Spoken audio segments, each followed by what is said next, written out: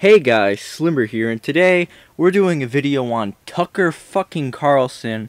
Now, there might be a little bit of limitations in my video on my editing. This is my first time using Adobe Premiere. Usually I use Sony Vegas, but fuck Sony Vegas. It's fucking garbage since Magic's bought it.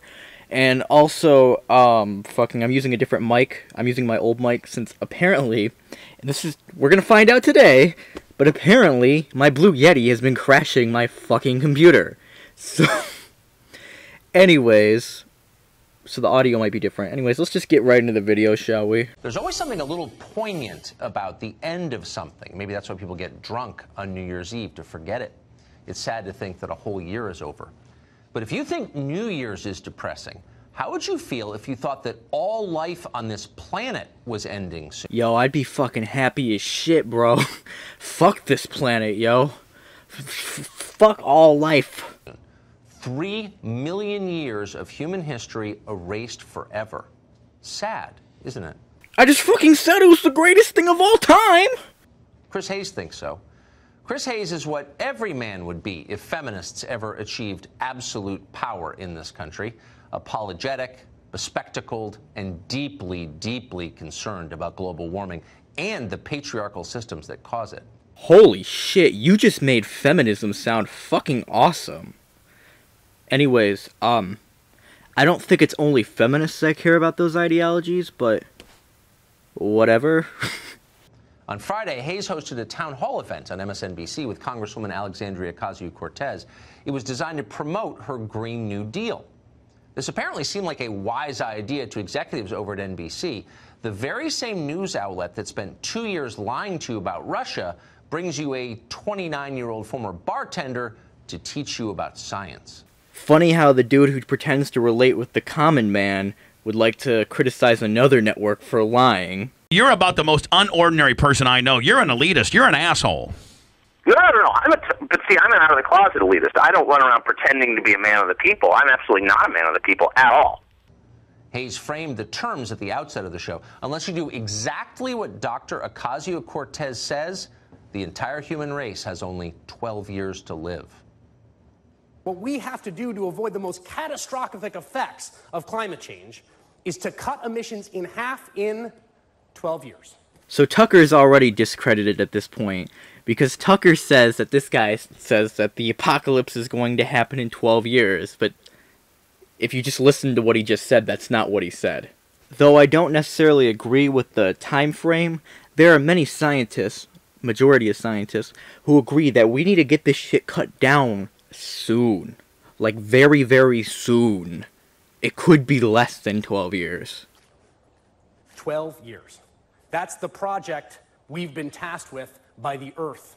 Has come a bold new policy proposal that might be the most controversial thing in American politics at the moment. You've probably heard about it. It's called the Green New Deal. Some people call it a socialist monster. Some people call it our only hope for survival here in the way of life that we hold dear. It looks like Ellen. Whoa, what an amazing debate point. Yo, you look like Ellen, fam. Your argument's false because you look like Ellen. You look like Ellen, fam. Kind of a fusion show. But did you hear what he said? Our only hope for survival. Holy smokes, that is terrifying. Help us, Chris Hayes. Where is this life raft, this humanity-saving antidote that alone can prevent the death of our children? Well, the good news is that Alexandria OcasioCortez has the cure for human extinction. All we have to do is obey her and be very, very good people. The funniest part about this part of the video is that's not even what she actually says. His dumbass shows the fucking clip. He shows the clip, and it's not even what she says. In my framework, in my belief, that we not just have a wealthy society, but that we have a moral society. Wait a second, you may be wondering. How does a member of Congress who hasn't yet turned 30, someone who's never even raised children, get the right to lecture me about morality? What does that have to do with morality? What the fuck does that have to do with morality? Fucking Hitler's older, well, I mean, he's dead, but he would be older than me if he was still alive. And last I checked, I didn't kill 6 million fucking Jews. I mean, did I? No, I didn't. But fucking, like, what the fuck? Well, that's the difference between you and Alexandria Ocasio-Cortez. She is a highly decent person. Listen to her explain how she doesn't resort to ad hominem attacks, unlike her enemies, who, by the way, are xenophobic white supremacists. We're actually talking about something substantive. We're not calling anyone names. People say Tea Party of the left, and I find this phrase very interesting, this phrasing very interesting, because the grounding of the Tea Party was xenophobia, the underpinnings of white supremacy. So I definitely agree she contradicts herself when she says, we're not calling names or whatever, and then calls people xenophobic and white supremacists. But she's not exactly wrong. That's partially how the Tea Party got started. Well, not really on the white supremacy part, but the xenophobia. That was like a big part of it. Not all of it, but that was a big part of it. Yeah, stop with the name calling, you racist white supremacist xenophobe. So it's official. Alexandria Ocasio-Cortez is a moron and nasty and more self-righteous than any televangelist who ever preached a sermon on cable access. She's not impressive. She's awful. So how did she get so famous? Because you guys at Fox News keep bringing her up all the fucking time! Why do people like her? Well, if we're being honest, we got to say it's because not everything she says is wrong. Listen to this clip. It's from the same town hall. Ocasio-Cortez takes a break from her idiotic climate theology. Tucker Carlson, climate change is not idiotic. The idea of thinking it's not real is idiotic. Read a fucking science book. To offer what turns out to be a fairly insightful critique of the American economy. We have runaway income inequality. We are at one of our most unequal points, economically speaking, in American history. We are dealing with a crisis of how our economy is even made up. Our economy is increasingly financialized, which means we are making profits off of interest, off of leasing your phone, off of doing all of these things, but we aren't producing and we aren't innovating in the way that we need to as an economy. Okay, you hate to admit it, given the source, but try to ignore the way she said it. Maybe just print it out and read it. The way she said it was fine. If it's right, it's right. If you can verify it factually, then it's right. Who cares? A lot of it's basically true. Neither party wants to talk about this. The Republicans are in fetal position. They just don't want to be unpopular anymore. They'll do anything not to be unpopular. The Democrats want what they've always wanted, total and complete control over you and this country. You know, there's a clip from an Amazing Atheist video that I might just use right here. So, there you go. What this whole politics thing is about. This is two factions, two different ideological factions, which encompass a bunch of smaller factions within each of them, vying for power and control. That's what politics is. This is not like some exclusive, like, you know, the left want power, while meanwhile us right-wingers want, well, yeah, also power, I guess. Neither party will say that our economy, at its core, is badly distorted. Any economy based on interest payments isn't really an economy, it's a scam. Healthy countries innovate. They make things. They don't treat people like interchangeable widgets. They don't worship finance.